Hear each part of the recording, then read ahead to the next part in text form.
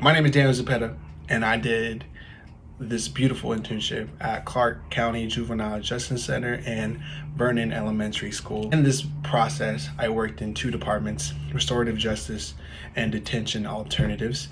And at Vernon, I worked more specifically with YMCA.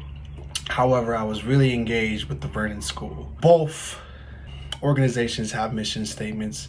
I want to start with talking about with Clark County. There have a specific, I want to say about 30 points, but I took about 6 and felt the ones that I really stood by and really engaged and did. And it was these 6. Faithfully perform my responsibilities as mandated by law, be good stewards to the public trust, address harms done by victims, hold offenders accountable to the victims in the community, provide and be open to opportunities, learning a positive change, share in creating safe and healthy environments to the communities. In my time there as an intern, these employees not only showed that, but they lived that, those guidelines. And my specific role as an intern was more to be an observer, but also be a mentor.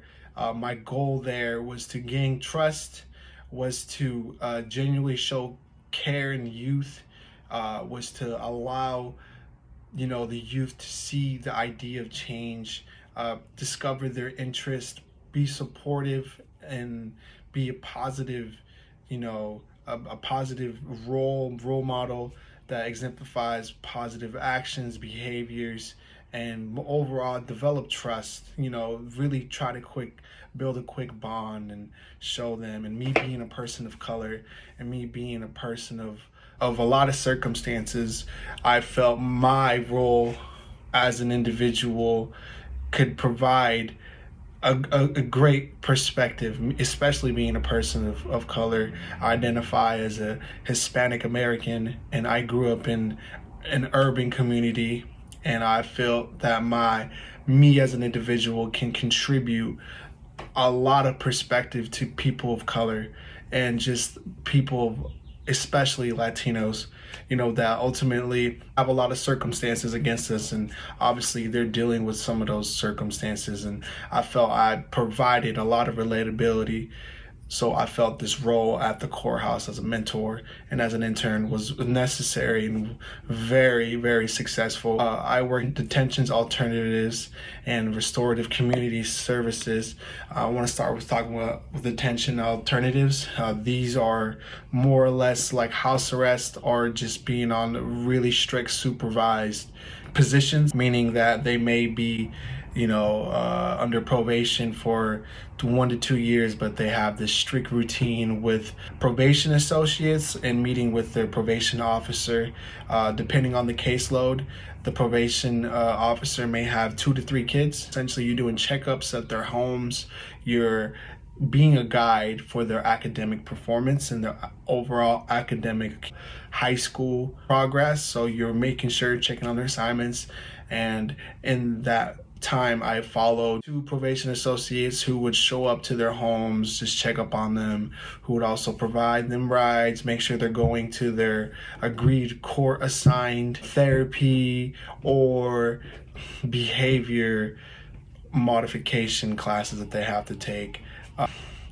That was the main job, doing checkups on house arrest and just being an overall court assigned guide.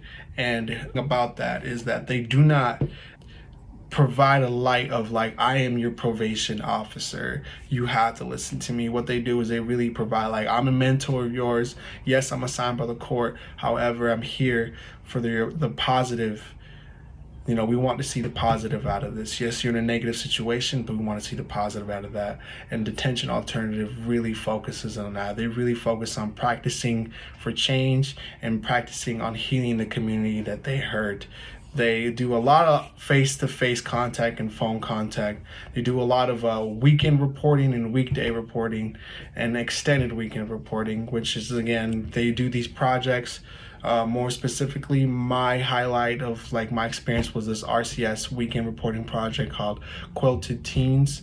A beautiful program. It really makes these teens vulnerable. A lot of these teens have a hard shell, and this program is all about helping and giving back to the community. They make these beautiful large quilts, and they donate it to the Vancouver homeless shelter, and it's just a beautiful thing. And these kids gain sewing skills, which they can apply to clothing.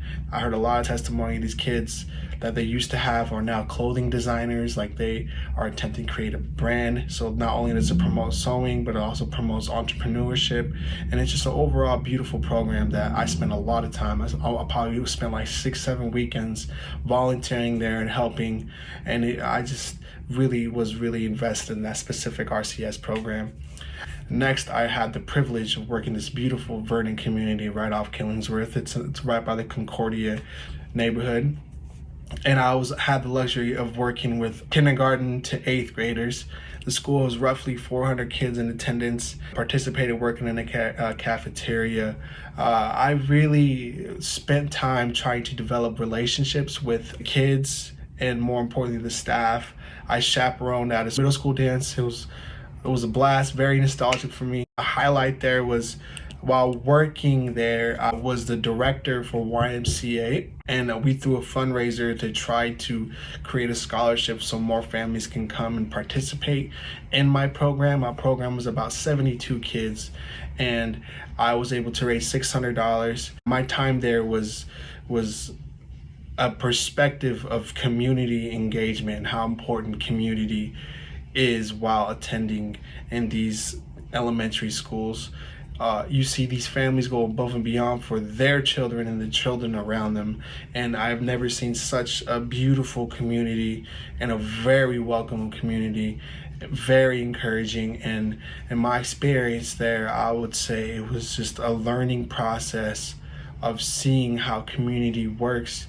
And more than just the elementary school, it's this small community engaged all into one. To wrap up my presentation, my overall experience of both things, working with services, you are received a perspective of empathy, of understanding circumstances and understanding teamwork, how an environment thrives. And I think the importance and the value I got from these internships is just really seeing how if you come together, you can do a lot of things, and really emphasizing on a second chance, especially in youth and especially people of color. I really hope in the future I become an advocate or just someone that provides inspiration to the youth, that you can do it. You're able to thrive off unfortunate circumstances, but more importantly, you're able to get out of things. I'm a living example. I grew up in very impoverished, rough areas, and I am now a university student and going to graduate from Concordia, and I only look forward to my future and helping and be of service, an individual in this society, and helping people of color, more importantly Hispanics, and just overall people of color, and providing an insightful perspective that allows them to be encouraged and allows them to strive for that positive change, because it's never too late to start all over. Thank you. Appreciate you guys for watching this video, and I hope I provided a colorful picture to this canvas of an experience.